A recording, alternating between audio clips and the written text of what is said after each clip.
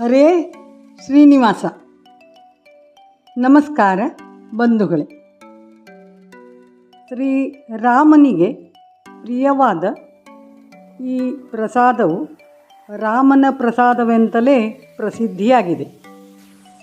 ಭಕ್ತಿಯಿಂದ ಶ್ರೀರಾಮನ ಪೂಜೆ ಮಾಡಿದ ಮೇಲೆ ಈ ಪ್ರಸಾದವನ್ನು ನೈವೇದ್ಯ ಮಾಡುವುದರಿಂದ ಶ್ರೀರಾಮನು ನಮ್ಮ ಇಷ್ಟಾರ್ಥಗಳನ್ನು ಈಡೇರಿಸಿ ಧನ ಧಾನ್ಯ ಸುಖ ಸಂಪತ್ತನ್ನು ಕರುಣಿಸುತ್ತಾನೆ. ಇಂತಹ ಶ್ರೀರಾಮನ ಪ್ರಸಾದವನ್ನು ಹೇಗೆ ಮಾಡಬೇಕೆಂಬುದನ್ನು ಈಗ ನೋಡೋಣ. ಶ್ರೀರಾಮನ ಪ್ರಸಾದವನ್ನು ತಯಾರಿಸಲು ಬೇಕಾಗುವ ಸಾಮಗ್ರಿಗಳು: 1 ಬಟ್ಟಲು ಗೋಧಿ ಹಿಟ್ಟು, 1 ಬಟ್ಟಲು ಪುಡಿ ಬೆಲ್ಲ ಹಾಗೂ ಸ್ವಲ್ಪ ತುಪ್ಪ. ನಾನು ಇಲ್ಲಿ 1 ಲೋಟ ಗೋಧಿ ಹಿಟ್ಟು, ಅದೇ ಅಳತೆಯ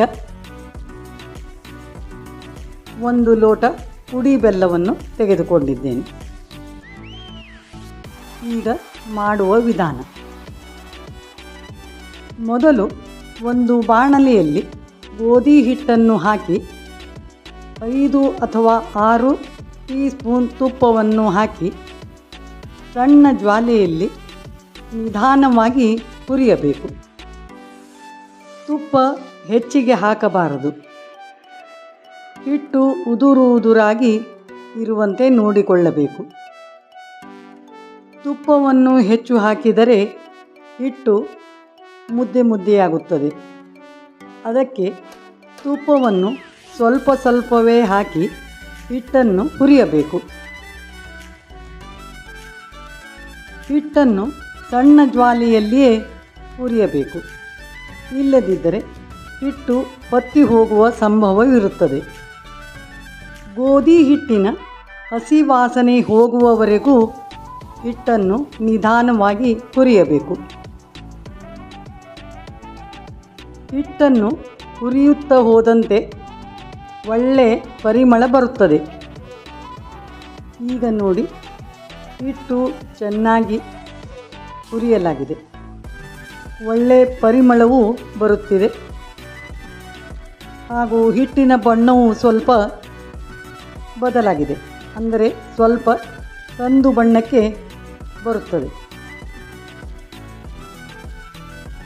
ನೋಡಿ, ಈ ರೀತಿ ಹಿಟ್ಟು ಉದುರಾಗಿ ಆಗುತ್ತದೆ.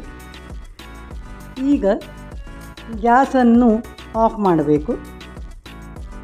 ನಂತರ ಪುಡಿ ಮಾಡಿದ ಬೆಲ್ಲವನ್ನು ಈ ಹುರಿದ ಹಿಟ್ಟಿಗೆ ಸೇರಿಸಿ ಚೆನ್ನಾಗಿ ಕಲಿಸಬೇಕು. ಶ್ರೀರಾಮನ ಪ್ರಸಾದವನ್ನು ಚಿಕ್ಕ ಮಕ್ಕಳೂ ಸಹ ತುಂಬ ಇಷ್ಟಪಡುತ್ತಾರೆ. ಈ ಪ್ರಸಾದವನ್ನು ತಯಾರಿಸುವುದು ತುಂಬ ಸುಲಭ. ನೋಡಿ, ಈಗ ರಾಮನ ಪ್ರಸಾದವು ತಯಾರಾಯಿತು.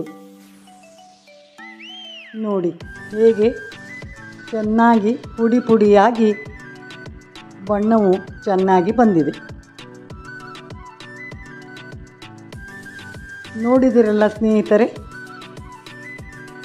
ನೀವು ಒಮ್ಮೆ ಈ ರಾಮನ ಪ್ರಸಾದವನ್ನು ಮಾಡಿ ನೋಡಿ.